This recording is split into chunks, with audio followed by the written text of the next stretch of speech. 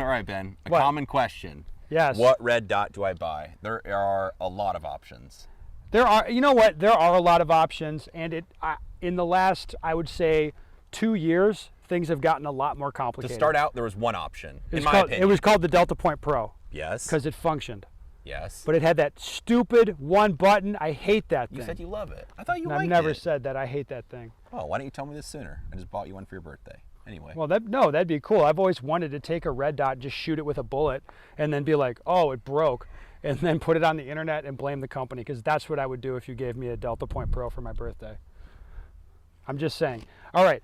Then, after the Delta Point Pro, the dark, horrible days of the Delta Point Pro, there came light at the end of the tunnel, called the SRO. This was the go-to for a long time. Well, still is. Well, yeah, it's a red dot with a large objective window that functions, and that is amazing.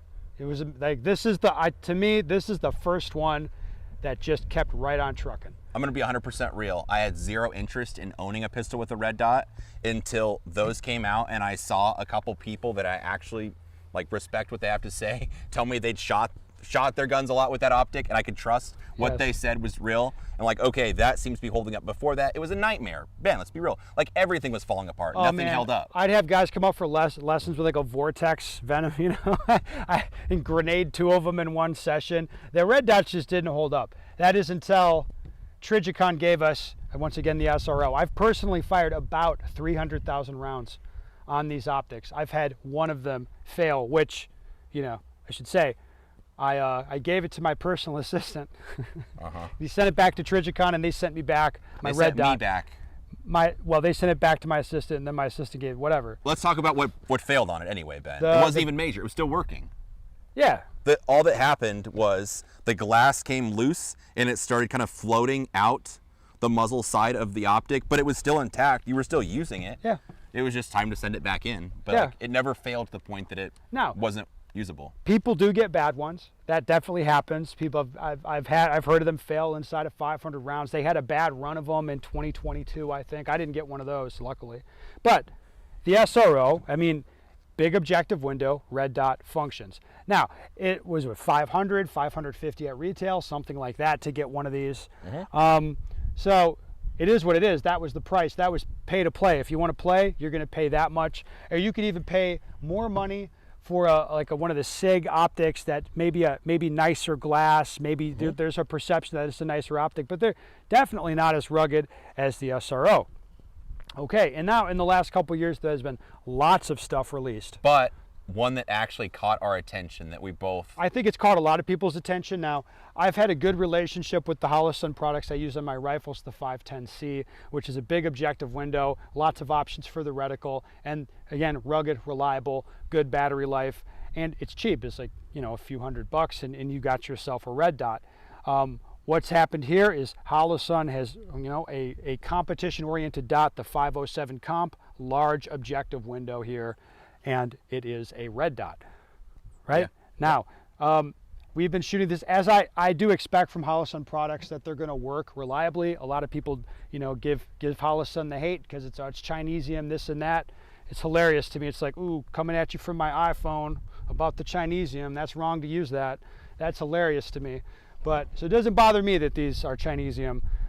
What I like is that they are red dots, big objective window. They function, and they are less money than an SRO. So if people come and ask me which direction they should go, I recommend these a lot. Well, let's talk about what's the good and bad parts of each of them. Let's be real. So a real issue that can happen with the SRO is the double dot thing. Yes, that can happen on the Holosun as well. And it can. And what that is depending on where the sun's at overhead and the angle you're pointing the gun at, you end up with a ghost image or a second, a fraction or maybe part of a second red dot in your window. Now, if you're not trained or don't have a good index, sometimes... Or you're just fundamentally fucked up. Yeah. It could be any of these things. So if you don't have an index or not well trained, maybe you accidentally use the wrong dot. So you'd be shooting with the gun, maybe not terribly, but off-centered a little bit, and the bullets are not going to go quite where you want them to go. A solution to either of those issues is occlusion. That does make the double dot issue go away, which is good. But yeah, getting a little bit of fractions or reflections inside can happen with either. I think it happens more with the Trijicons.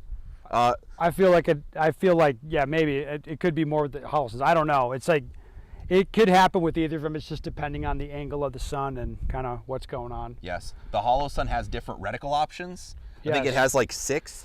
How many reticle options do you use, Ben? I mean, and this is where it's like, yeah, is it cool that I can make it? You can make it a dot or a chevron or a friggin' horseshoe or a ring and a ring with a dot, like whatever.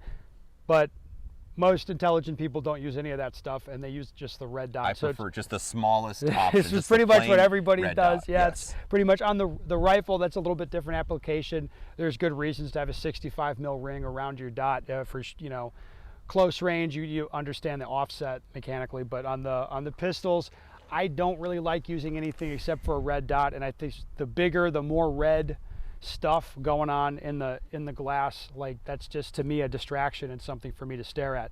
So it is true that the Holosun has a lot of options. It's equally true that you're probably not going to use any of them, so it's not really relevant. It's just I guess it'd just be a marketing thing. And at the price point, I think the Holosun's like $120 less, something like that. Yes. So I mean, being real, like either one has a lifetime warranty. Yeah. More or less. And Trijicon takes care of people. They do. The Holosun people, if something goes wrong, they take care of people. It happens. So it's like, go ahead and pick your poison. I mean, just for the cost reason, is like the Holosun's an easy recommendation to make. And I really don't have a strong preference. Like if I've got guns with both of them, and whichever gun I pick up, it's fine. If you don't have a strong preference, then you should probably have a strong preference for money. There you go. There you go. Get the cheap one. Wait, hold on. Mwah, mwah, mwah.